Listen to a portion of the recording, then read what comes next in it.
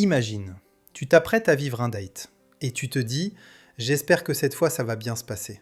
Sauf que personne ne t'a jamais appris les vraies techniques, celles que presque personne n'utilise, celles qui font passer ton rendez-vous d'ok à inoubliable. Tu crois peut-être que réussir un date, c'est juste être soi-même, sourire un peu, poser des questions. Mais la vérité, c'est que les rencontres modernes obéissent à des codes subtils que 95% des gens ignorent totalement. Et c'est pour ça que beaucoup ratent leur date, alors qu'ils auraient pu créer une connexion puissante. Alors laisse-moi te poser une question. Et si, ce soir, tu devenais la personne dont on se souvient, la personne qu'on a envie de revoir, la personne qui laisse une trace? Voici toutes les astuces peu connues, mais redoutablement efficaces pour réussir ton date. Celles qui peuvent changer ton résultat, dès ton prochain rendez-vous. Astuce numéro 1, arriver avec une énergie positive déjà, chauffée. C'est comme monter sur scène. Si tu arrives froid, tendu, dispersé, tu vas transmettre cette énergie-là. Mais si tu arrives déjà vivant et souriant et réchauffé, tout change. Un date, c'est exactement ça. L'énergie avec laquelle tu entres dans la pièce crée les premières secondes. Et les premières secondes décident de tout. Le piège, c'est d'arriver en mode neutre, fatigué et stressé et la tête encore dans ta journée. L'autre ressent tout, ton humeur, ton ton, ton rythme, ton état interne. Or l'énergie, c'est contagieux. Si tu arrives bas, l'autre descend. Si tu arrives haut, l'autre monte avec toi. Réchauffer ton énergie avant le date, ça peut être écouter une musique qui te booste en allant au rendez-vous, marcher 5 minutes pour activer ton corps, respirer profondément pour ouvrir ton visage et ton langage corporel, sourire avant même d'arriver pour préparer ton système émotionnel. Te rappeler une réussite, un souvenir positif, quelque chose qui te met en joie. Tu ne viens pas pour chercher une bonne énergie, tu viens pour l'apporter. Je suis sûr que tu as déjà vécu cette situation. Un date où tu étais fatigué, encore dans ton stress, et tu sentais que tout était lourd, que la conversation ne décollait pas, que tu n'arrivais pas à être toi-même. Et un autre date où tu étais de bonne humeur avant même d'arriver, et comme par magie, tout était plus simple, plus fluide, plus agréable. Ce n'était pas le hasard, c'était ton énergie. Selon une étude publiée dans le Journal of Interpersonal Attraction, les 30 premières secondes d'un date influencent jusqu'à 70% de l'impression globale et l'énergie émotionnelle d'une personne est perçue avant même qu'elle parle. En clair, si tu veux créer une connexion, tu dois d'abord créer ton énergie. Astuce numéro 2. S'asseoir en diagonale plutôt que face à face pour réduire la pression. C'est comme jouer aux échecs. Si tu t'assois directement en face de l'autre, tu crées une dynamique de confrontation, comme deux adversaires qui s'observent et se jugent. Alors que si tu t'installes en diagonale, même à 45 degrés, tout change. L'énergie devient plus légère, plus fluide, plus naturelle. Vous n'êtes plus deux personnes qui se font face, mais deux personnes qui partagent un moment. S'asseoir en diagonale réduit automatiquement la pression du regard constant, la tension liée à l'évaluation mutuelle, la sensation d'entretien d'embauche, les silences gênants, l'impression de devoir performer. Et ça augmente le sentiment de confort, la proximité sans intrusion, la complicité, la fluidité de la conversation, la possibilité de se tourner l'un vers l'autre naturellement. C'est une petite astuce physique qui change profondément l'atmosphère émotionnelle. Je suis sûr que tu as déjà vécu cette situation. Assis et face à quelqu'un, tu te sentais observé, scruté, obligé de toujours tenir le regard ou de regarder ailleurs pour respirer un peu. Et un autre moment, dans un bar ou un café, tu étais assis et un peu de côté, et tout était plus simple, plus détendu, plus agréable, comme si la relation circulait mieux. Ce n'était pas une coïncidence, c'était la posture. Selon une étude publiée dans le Journal of Experimental Social Psychology, les interactions en diagonale augmentent de 30% la sensation de confort et de proximité émotionnelle, tandis que les interactions face à face augmentent la pression sociale et la vigilance. En clair, si tu veux que l'autre se sente bien avec toi, commence par créer un espace où il peut respirer. Astuce numéro 3, utiliser des micro-touches non intrusives pour tester la réceptivité. C'est comme effleurer la surface d'un lac pour voir s'il est calme ou agité. Tu ne plonges pas dedans, tu touches juste légèrement. Et l'eau te répond. En amour, les micro-touches fonctionnent pareil. C'est un langage discret, doux, qui te permet de mesurer si l'autre est ouvert à la connexion physique ou non. Les micro-touches, ce sont de très petits gestes, faits naturellement. Toucher légèrement son bras en riant, effleurer sa main en lui passant un objet, frôler son épaule pour attirer son attention, poser une main brève dans son dos pour avancer dans un lieu, tapoter légèrement son avant-bras en réaction à une blague. Ce ne sont pas des gestes séduction lourde, ce sont des signaux subtils, des tests de compatibilité corporelle, et l'autre va toujours répondre sans même s'en rendre compte. S'il s'ouvre, il reste proche, se penche, sourit, ne recule pas. S'il se ferme, il se crispe, se recule, change de posture. Ces micro-touches permettent de créer une chaleur légère, une intimité douce, un ressenti physique qui renforce la connexion, à condition d'être subtile et respectueuse. Je suis sûr que tu as déjà vécu cette situation où, sans réfléchir, tu as touché légèrement le bras de quelqu'un et son corps est resté proche, peut-être même qu'il s'est rapproché un peu plus. Et là, tu as senti cette petite étincelle, ce signal silencieux. Ok, elle est réceptif V. A l'inverse, tu as sûrement déjà senti un recul, même infime, et tu as immédiatement compris que ce n'était pas le moment. Selon une étude publiée dans le Journal of Non-Verbal Behavior, les micro-touches augmentent de 52% la perception d'attirance, à condition qu'elle soit subtile et respectueuse. En clair, le corps parle avant les mots, à toi de savoir l'écouter. Astuce numéro 4, parler de passion plutôt que de ton quotidien. C'est comme comparer un feu de camp à une ampoule. L'un réchauffe, attire, hypnotise, l'autre éclaire juste ce qu'il faut mais ne fait vibrer personne. En date, parler de ton quotidien, c'est l'ampoule. Parler de tes passions, c'est le feu.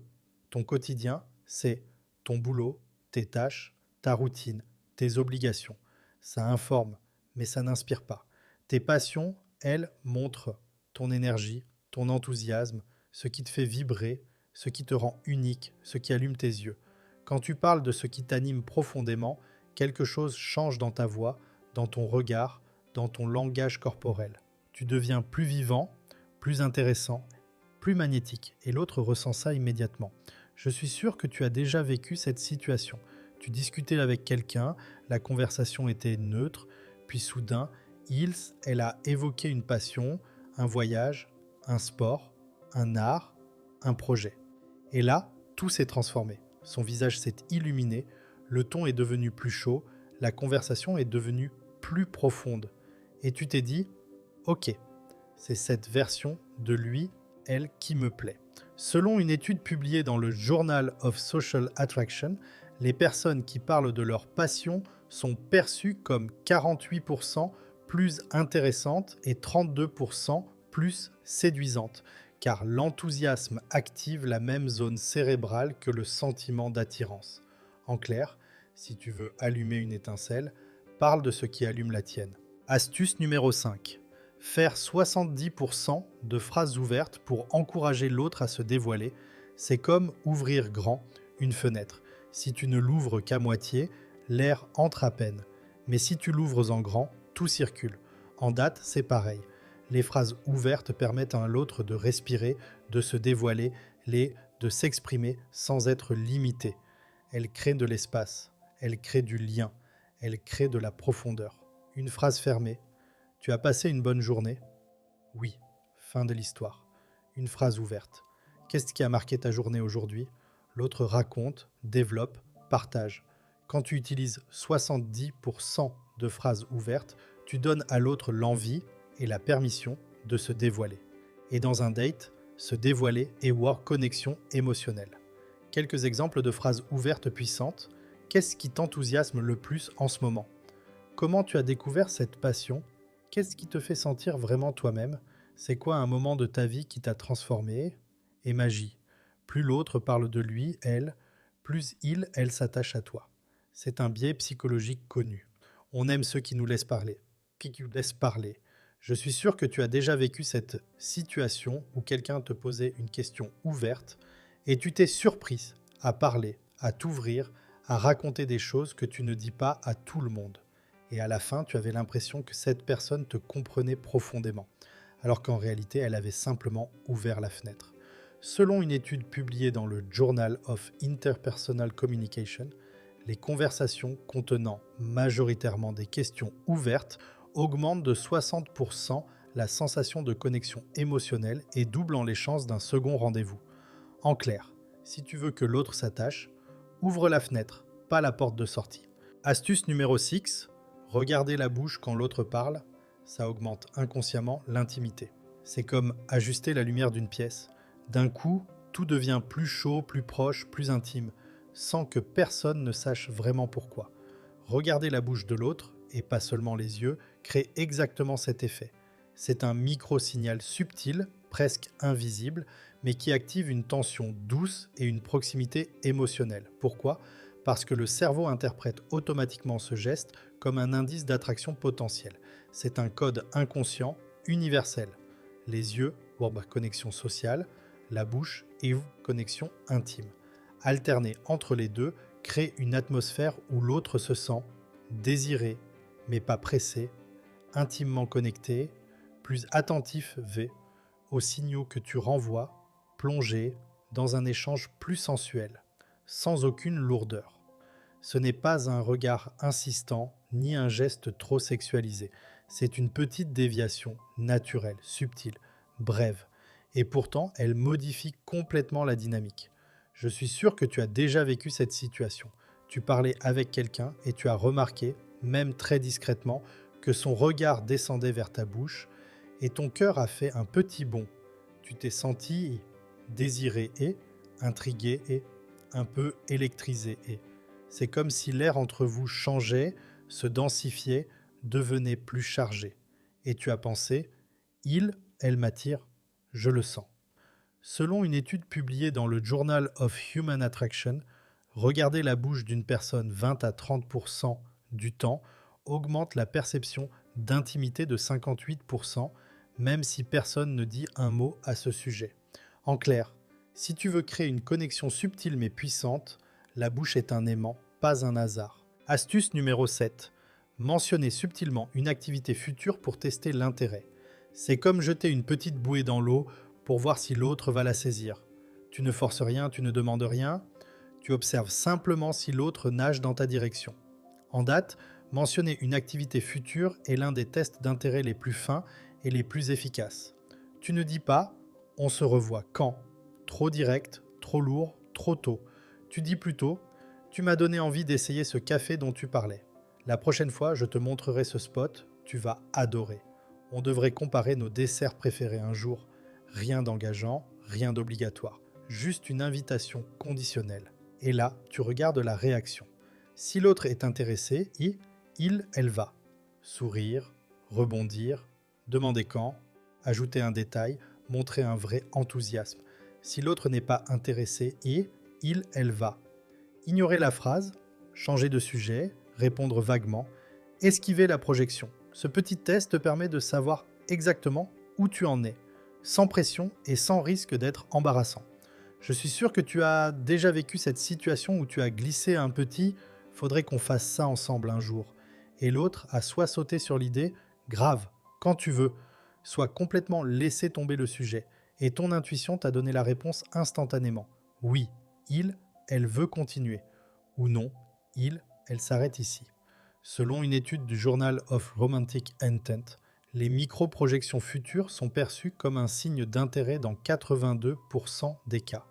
Et la réponse du partenaire permet de prédire avec une grande précision l'envie d'un second rendez-vous. En clair, si tu veux savoir si l'autre veut te revoir, propose subtilement un futur possible et regarde elle y marche avec toi. Astuce numéro 8. Créer un secret partagé pendant le date, c'est comme allumer une petite lanterne entre vous deux. Personne d'autre ne la voit, personne d'autre ne la comprend. Et pourtant, elle crée immédiatement une connexion unique. Un secret partagé, c'est une micro-complicité que vous êtes les seuls à connaître. Et en date, c'est l'un des leviers d'attirance les plus puissants et les moins utilisés.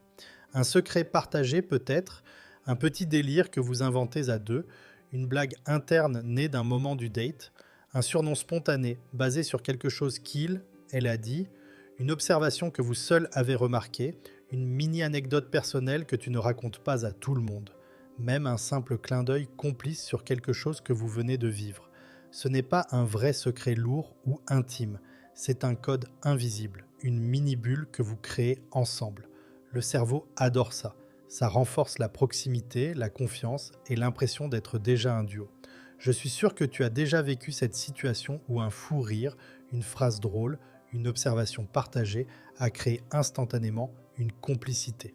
Et après ça, tout semblait plus naturel, plus fluide, plus chaleureux. Tu avais l'impression que vous étiez ensemble contre le monde, même si ce n'était qu'un détail insignifiant aux yeux des autres. C'est exactement ça, la puissance d'un secret partagé. Selon une étude publiée dans le Journal of Social Bonding, créer un élément de complicité durant un premier rendez-vous augmente de 43% la sensation de connexion et de proximité et double la probabilité que l'autre se projette dans un second rendez-vous. En clair, si tu veux transformer un simple date en début d'histoire, crée quelque chose que vous serez les seuls à comprendre. Astuce numéro 9. Complimenter une intention plutôt qu'une apparence. C'est comme arroser les racines plutôt que les fleurs. Les fleurs sont belles, oui, mais ce qui fait vraiment grandir la plante, ce sont les racines. En date, c'est pareil. Complimenter l'apparence flatte l'ego, mais complimenter l'intention touche le cœur. Un compliment sur l'apparence, c'est « tu es beau, belle ». J'aime ta tenue. C'est sympa, mais tout le monde peut le dire. Et la personne l'a déjà entendu 100 fois. Un compliment sur l'intention, c'est beaucoup plus rare. J'aime la façon dont tu choisis tes mots.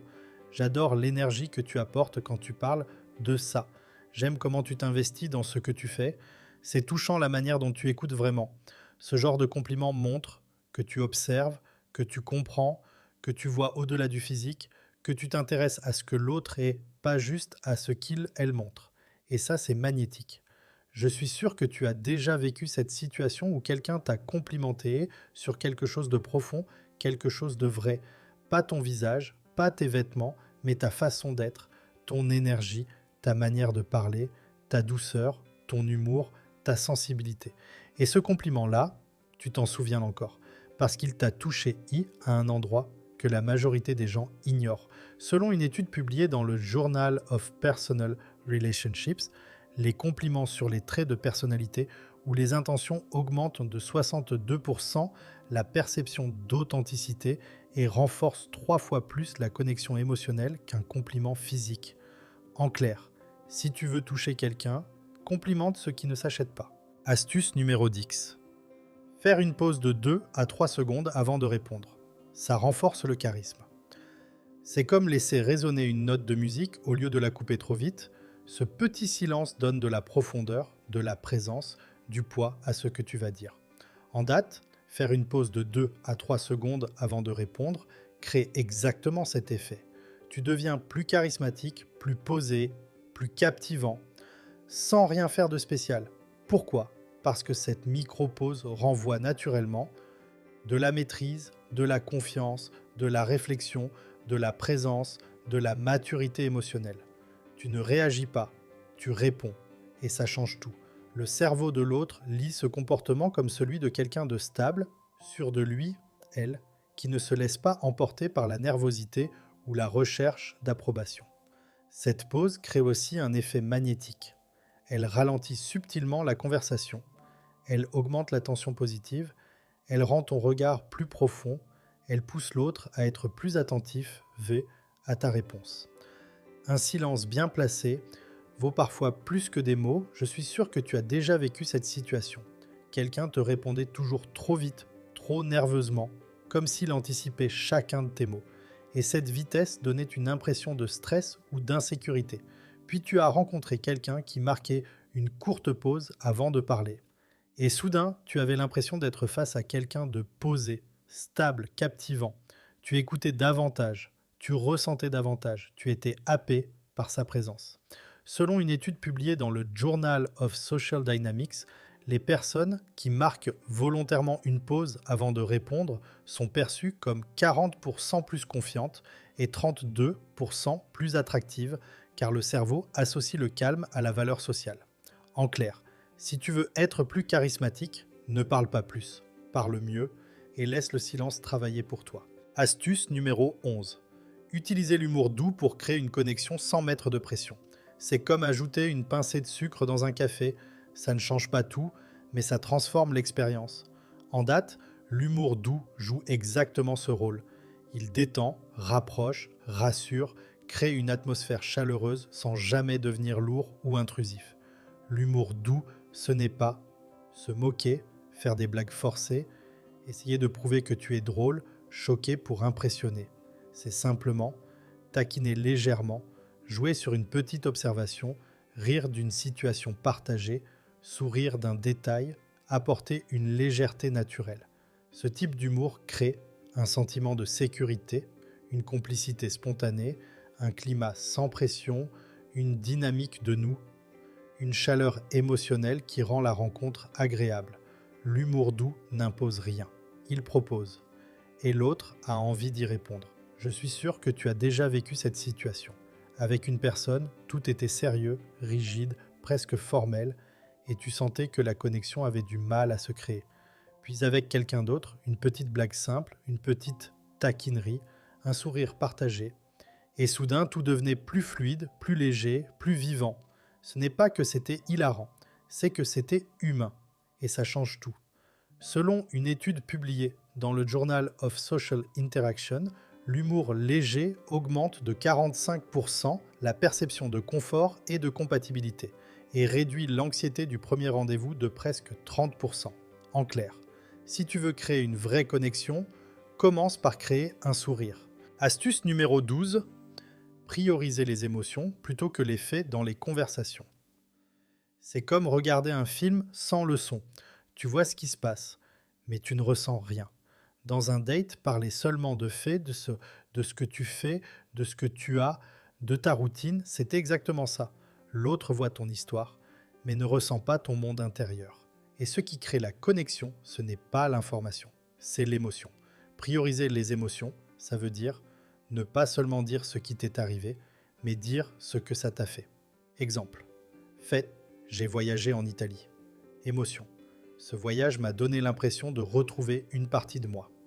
Fait, je fais de la musique. Émotion. La musique, c'est mon moyen de respirer quand tout va trop vite.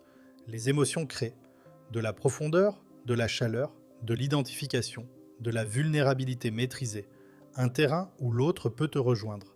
Les faits informent. Les émotions connectent. Je suis sûr que tu as déjà vécu cette situation.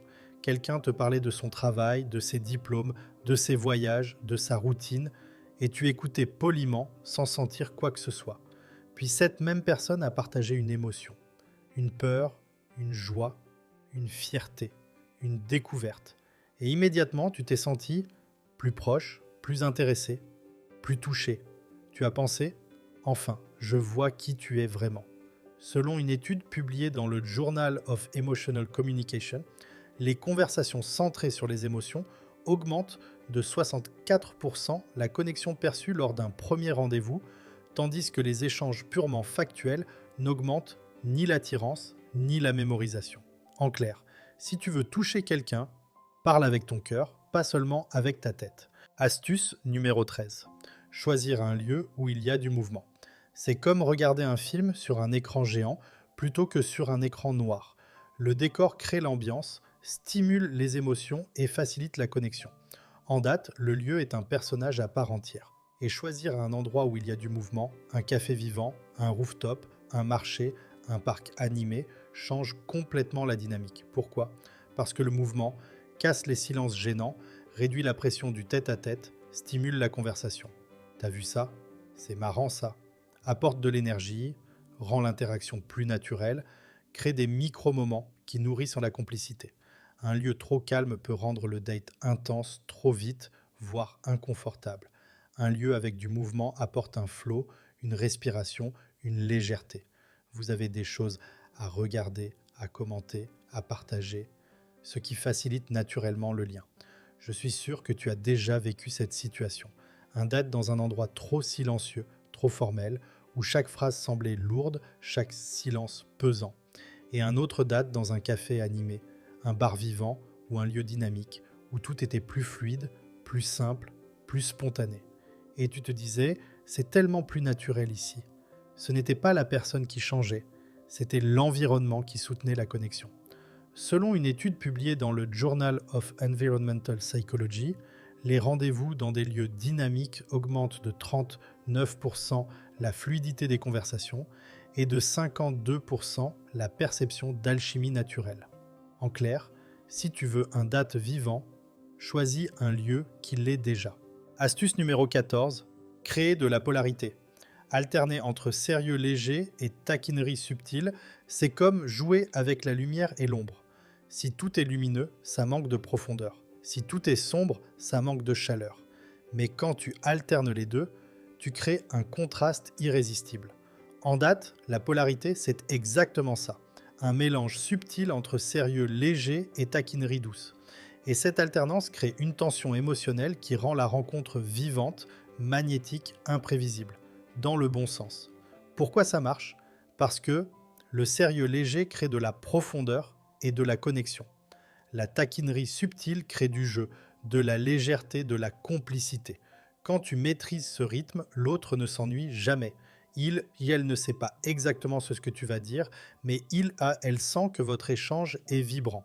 Tu deviens cette personne capable d'être touchante et amusante, profonde et légère, et c'est cette dualité qui séduit. Concrètement, ça peut être parler d'un sujet sincère, puis glisser une petite blague, faire une taquinerie douce, puis revenir à une vraie écoute, être sérieuse une minute, joueuse la minute d'après. C'est un équilibre, pas un personnage. Je suis sûr que tu as déjà vécu cette situation où quelqu'un alternait naturellement entre sérieux et jeu et tu te sentais captivé. Tu riais, puis tu réfléchissais, puis tu riais encore et tu te disais « j'adore parler avec lui et elle ». On ne s'ennuie jamais. Ce n'était pas le sujet des conversations qui créait ça. C'était la polarité émotionnelle. Selon une étude publiée dans le Journal of Interpersonal Dynamics, les interactions alternant humour subtil et profondeur augmentent de 55% l'attraction perçue, car elles activent à la fois la connexion émotionnelle et la stimulation mentale. En clair, si tu veux rendre un date mémorable, alterne entre toucher le cœur et faire sourire. C'est cette danse-là qui crée la magie. Astuce numéro 15. Ne pas trop se dévoiler. Laissez volontairement un peu de mystère. C'est comme montrer un tableau en retirant lentement le voile. Tu en révèles juste assez pour captiver, mais jamais tout d'un coup.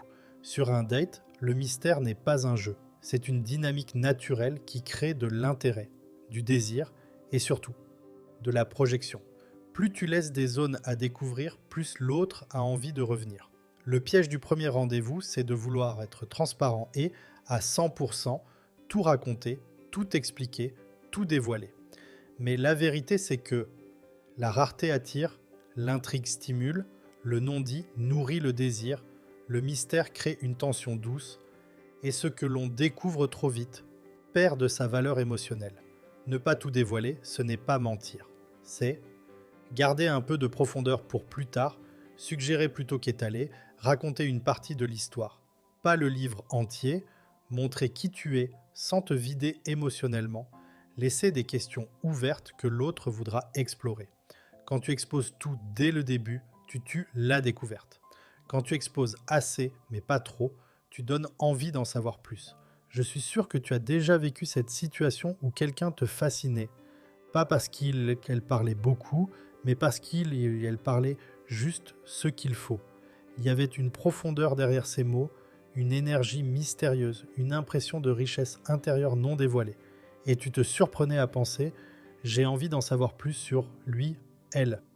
C'est cette sensation-là qui crée l'attraction durable. Selon une étude du Journal of Social Attraction, les personnes qui laissent volontairement 20 à 30% de zones mystérieuses augmentent de 50% la curiosité et l'investissement émotionnel du partenaire. Car le cerveau adore combler les zones floues en imaginant le meilleur. En clair, si tu veux que l'autre ait envie de revenir, ne raconte pas toute l'histoire dès le premier chapitre. Astuce numéro 16. Raconter une histoire personnelle courte mais marquante, ça crée un lien. C'est comme allumer une petite étincelle dans une pièce sombre. D'un coup, on voit ton humanité, ta sensibilité, ta profondeur, sans que tu aies à faire de longs discours. En date, une histoire personnelle bien choisie est l'un des outils les plus puissants pour créer une connexion émotionnelle authentique. Pourquoi ça marche? Parce qu'une histoire transmet une émotion, révèle un morceau de ton vécu, montre ta personnalité en action, rend la conversation plus vivante, te rend mémorable. Mais l'erreur, c'est de raconter une histoire trop longue, trop dramatique ou trop intime. L'objectif, c'est court, simple, mais marquant. Quelques exemples. Une petite galère drôle qui montre ton autodérision, un moment où tu as pris une décision qui t'a changé et une rencontre qui t'a marqué et un souvenir qui montre ce que tu valorises dans la vie. Ce n'est pas l'événement qui compte, c'est l'émotion que tu transmets en le racontant. Et surtout, une histoire ouvre une porte. L'autre peut rebondir, raconter quelque chose en retour, se reconnaître dans ton vécu. C'est un puissant activateur de connexion. Je suis sûr que tu as déjà vécu cette situation où quelqu'un a partagé une petite histoire. Pas un roman, pas un traumatisme, juste un moment sincère, drôle ou touchant. Et instantanément, tu t'es senti plus proche, plus connecté, plus à l'aise. Tu t'es dit, ok, là, je découvre vraiment qui il est, mais c'est ce moment d'humanité qui change tout. Selon une étude publiée dans le Journal of Interpersonal Storytelling, partager une histoire personnelle courte augmente de 37% la connexion émotionnelle et triple la probabilité que l'autre se souvienne de toi plusieurs jours après le date. En clair, si tu veux créer un lien, raconte un moment, pas ta vie. Astuce numéro 17, utiliser son prénom au moins 2 fois pour renforcer la connexion. C'est comme toucher une corde sensible que seule ton attention peut faire vibrer. Lorsqu'on entend son propre prénom, une partie de notre cerveau s'active automatiquement, comme si quelqu'un venait d'allumer la lumière dans une pièce intérieure. En date, prononcer le prénom de l'autre crée instantanément une connexion plus personnelle, plus intime, plus chaleureuse. Pourquoi c'est si puissant? Parce que le prénom capte l'attention, crée de la proximité, donne un sentiment de reconnaissance, active la dopamine, oui, vraiment, humanise l'échange, fait sentir à l'autre elle est important. Et tu n'as pas besoin de le répéter 10 fois, ce serait trop.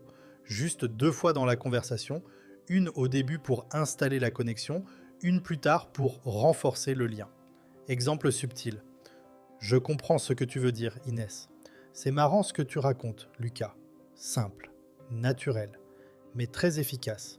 Je suis sûr que tu as déjà vécu cette situation où une personne a prononcé ton prénom pendant une conversation. Et même si tu ne le montrais pas, tu l'as ressenti. Tu t'es senti vu considéré reconnu. Le dialogue est devenu plus doux, plus personnel, plus engageant. Ton cerveau a immédiatement élevé cette personne au rang de quelqu'un de spécial. Ce n'est pas un hasard.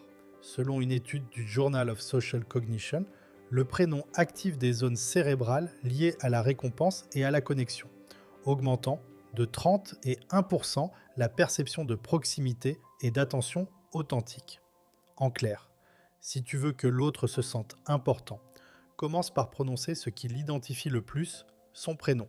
Astuce numéro 18. Faire un compliment miroir. C'est comme tendre un miroir magique à l'autre. Elle ne voit pas seulement son reflet, mais aussi l'effet elle produit sur toi. En date, un compliment miroir est l'un des compliments les plus puissants parce qu'il relie ta perception à son identité. Tu ne dis pas juste « tu es ceci », tu dis « tu es ceci » et voilà ce que ça éveille chez moi. Un compliment classique « tu es drôle », sympa mais basique. Un compliment miroir « tu es drôle » et c'est fou comme ça me met instantanément à l'aise. Autre exemple, j'aime ton calme, il me donne envie de ralentir aussi. J'adore ton énergie. Elle me booste sans même que tu t'en rendes compte. Ta façon de parler de tes passions, ça donne envie de te suivre. Ce type de compliment crée 3 effets puissants. Il valorise l'autre, il montre que tu ressens quelque chose, il crée un pont émotionnel entre vous deux. C'est un compliment qui relie vos 2 mondes. Je suis sûr que tu as déjà vécu cette situation où quelqu'un t'a dit non seulement que tu avais une qualité, mais aussi l'effet que cette qualité avait sur lui pour elle. Et là, tu t'es senti vu et compris, et apprécié pour quelque chose de profond. Tu t'es dit « Waouh, cette personne me perçoit vraiment » et ça a immédiatement augmenté ton intérêt pour elle. Selon une étude publiée dans le Journal of Emotional Connection, les compliments qui décrivent l'effet de l'autre sur nous augmentent de 54% la proximité perçue et sont 2 fois plus mémorisés que les compliments ordinaires. En clair, si tu veux toucher quelqu'un, ne te contente pas de lui dire qui elle est. Dis-lui ce que ça crée chez toi. Astuce numéro 19. Partir au moment où l'énergie est encore haute pour laisser une envie de revenir. C'est comme couper la musique juste avant le dernier refrain. Tout le monde en veut encore. En date, si tu quittes la rencontre au moment où l'ambiance est la meilleure, tu laisses une sensation rare, l'inachevé positif. C'est l'un des secrets les plus puissants pour créer du désir et donner envie d'un second rendez-vous. Pourquoi ? Parce que le cerveau humain retient la fin d'une expérience plus que tout le reste. Si tu pars quand l'énergie est haute, l'autre garde un souvenir lumineux, l'alchimie reste fraîche, aucune lourdeur ne s'installe, le manque se crée naturellement, tu laisses un goût de j'en veux plus. A l'inverse, rester trop longtemps peut fatiguer la conversation, faire redescendre la dynamique, créer des silences pesants, réduire l'intensité du moment. Le bon départ, c'est celui qui laisse l'autre avec le sourire, pas avec l'impression que tu as étiré la soirée. Je suis sûr que tu as déjà vécu cette situation. Une rencontre géniale, mais qui a duré un peu trop et tu as senti l'énergie retomber, le charme se diluer et à l'inverse, un date qui s'est terminé au moment parfait, bam, tu y pensais encore, tu avais envie de revoir la personne, tu ressentais un micro-manque agréable. Tu te disais, j'aurais aimé que ça dure un peu, donc j'ai envie de la revoir. Voilà, c'est exactement l'effet recherché. Selon une étude publiée dans le Journal of Human Attraction, les dates qui se terminent au pic émotionnel augmentent de 67% la probabilité d'un second rendez-vous grâce à ce qu'on appelle l'effet de fin positive. En clair, si tu veux qu'on ait envie de te revoir, ne reste pas trop longtemps.